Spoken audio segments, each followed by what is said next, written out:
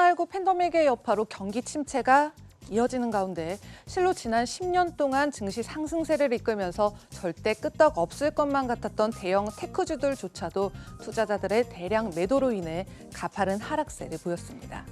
또한 투자자들은 이번 기회를 저가 매수의 기회로 삼아서 시장은 움직임을 거듭하고 있는 상태인데요. 오늘은 코로나19 사태가 잠잠해진다면 과연 얼마나 훌륭한 성적을 올릴 수 있을지, 한국인들이 가장 많이 보유하면서도 또 선호 주식이기도 한 시가총액 1조 달러를 상회하는 애플과 마이크로소프트의 주식을 비교 분석해 보겠습니다.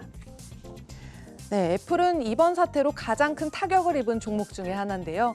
주가는 1월 29일 기록했던 고점이죠. 327.85달러에서 상당히 하락세를 보였지만요. 3월 저점 대비 다시 20%가량 반등을 했고요. 오늘 장에서는 5% 가까이 하락한 241.44달러에 마감을 했습니다. 애플은 전체 매출의 20%가 중국에서 발생을 하고 있는 데다가 또 아이폰 생산에 있어서 의존도가 상당히 높기 때문에 이번 사태에 특히 취약한 모습을 보였는데요. 중국 기반의 공급망의 붕괴도 그중 하나이고요. 또 중국의 지역들의 매장들은 추가적인 조치가 있기 전까지 폐쇄 상태를 유지할 예정인데다가 미국 각지의 직원들은 4월 말까지 재택근무를 시행할 예정입니다.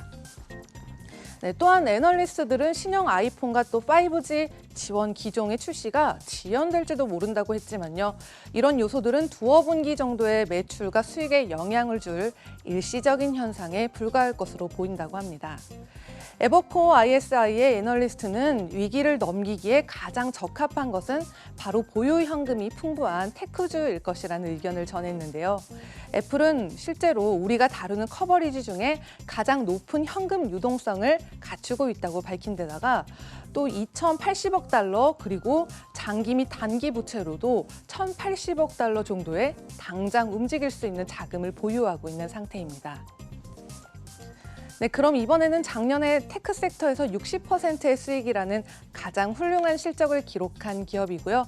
코로나19로 경제적인 불확실성이 치솟은 상황 속에서도 재택근무 수혜 테크주로 꼽히고 있죠.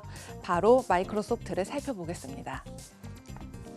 네, 마이크로소프트의 장기적인 강세 전망에서 가장 큰 비중을 차지하는 요소는 기업과 정부가 클라우드 컴퓨팅으로 전환 중인 데다가 또 앞으로의 그 추세가 쭉 이어질 텐데요.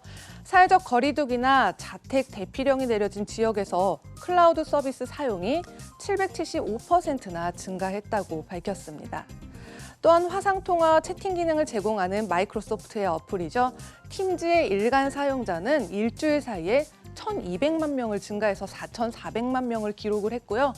또 27일 미국 지디넷에 따르면 팀즈가 또 슬랙과도 기능을 연동을 하면서 협업할 것이라는 계획을 밝히면서 기대를 모았습니다. 또한 스카이프 역시 꾸준히 사용되면서 현재 일간 사용자는 전월 대비 70% 상승한 4천만 명을 기록을 했고요. 오늘 장에서는 요동치는 장세 속에서 3.67% 하락한 151.92달러에 마감을 했습니다. 지금까지 두 기업을 살펴봤는데요. 애플과 마이크로소프트 모두 역시 다양한 제품군과 또 견실한 재무제표를 갖추고 있기 때문에 코로나19로 인한 경기 침체를 잘 버텨낼 것이라는 기대를 해보겠는데요. 하지만 이 두 기업을 단기적으로 관점으로 비교를 해봤을 때는 아무래도 마이크로소프트에 비해서 애플이 공급망 혼란을 겪을 가능성으로 인해 어느 정도의 리스크가 있을 것도 같습니다. 지금까지 글로벌 금융시장 심쿵 브리핑 펄스였습니다.